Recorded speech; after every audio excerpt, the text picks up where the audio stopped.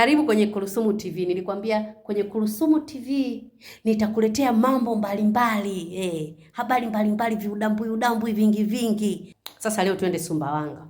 Sumbawanga kumetokea mgogoro. Unanipata vizuri? Kumetokea mgogoro, mwenye ng'ombe na ng'ombe wamegombana, wamezozana. Kisa ilikuwa nini? Kisa yule mwenye ng'ombe alikuwa amemwahidi vizuri ng'ombe, akamwambia ng'ombe, mimi nitakupa majani ya kutosha wiki hii.